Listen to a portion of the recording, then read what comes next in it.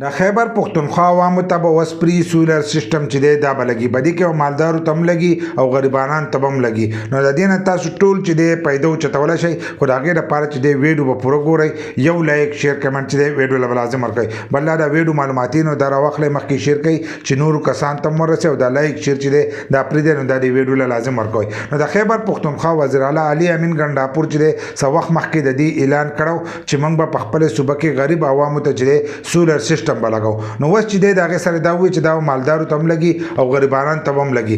دغه شانتې دی ورسره هم ویلي دي چې په صوبه کې څومره سرکاري سکولونه دي، هغه ټولو سرکاري سکولونو ته چې دی هغو ته به ورسره هم سولر سیسټم چې دی دا به لګي. او د دې لپاره دستخط چې دي هغه هم وشوي، لکه دستخط د دې لپاره شوي دي، اوس په یو څو ورځې کې چې دی دا به شروع کېږي. نو دغه شانتې په سرکاري سکولونو باندې به دا هم لګي. کمې ټوبلې چې دي اوبه چې ورکوي نو په هغې ټوبلې باندې چې دی هم به دا سولر سیسټم لګوي. نو دا د سره وجې نه لګوي، دا د دې لوډ شیډینګ د وجې نه. زموږ په صوبه کې چې کم لوډ شیډینګ دی نو هغه وایي چې د دې سره به دا لوډ شیډینګ چې دی دا به کم شي، ځکه چې سکولونه به هم سولر سیسټم ته راوړي، دغه شانتې ټوبلې چې دی هغه به هم سولر سیسټم ته راوړي. او څومره چې جوماتونه دي نو هغه جوماتونو ته چې دی هم به سولر سیسټم چې دی دا به لګي. او څومره چې مدرسې دي هغه مدرسو ته چې دی د دې سره به هم سولر سیسټم چې دی دا به لګي. خو د دې لپاره به هغو ځان رجسټر کوي، چې کله ځان رجسټر کړي نو دغه جوماتونو او مدرسو ته چې دی هم به دا سولر سیسټم چې دی دا به لګي.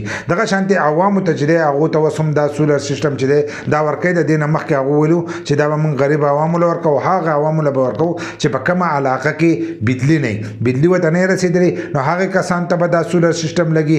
یا ډېر زیات لوډ شیډینګ وي، په کومو علاقو کې چې ډېر زیات لوډ شیډینګ وي نو د هغه ځایي عوامو ته چې دی دا سولر سیسټم به لګي، او هغه به هم غریبانان ته چې دی دې ته به لګي. نو اوس ورسره دا اعلان کړی دی چې کم علاقو کې بجلي شته او هلته کوم غریبانان دي او لږ مالي حیثیت د هغو برابر وي، داسې بیخي مالدارانو خو لږ ډېر مالي حیثیت د هغو برابر وي، نو هغه کسان ته به هم سولر سیسټم چې دی دا به لګي. خو د هغو نه به پسې سنه روپۍ چې دی دا به اخلي، لکه ریزون ته به بیخي پرې چې دی دا به لګي.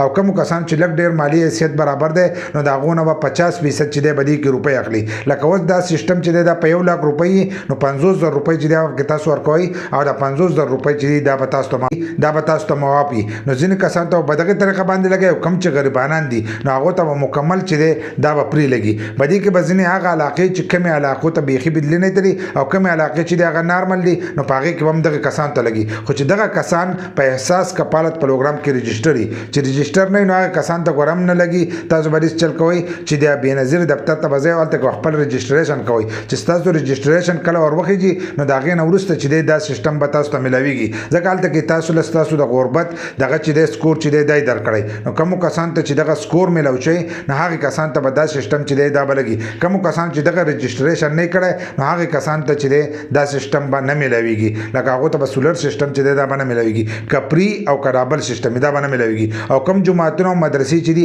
هغه به د دې لپاره ځان رجسټر کوي، نو د هغې نه وروسته به دغه جوماتونه ورسره ته چې دی دا سولر سیسټم چې دی دا به لګي.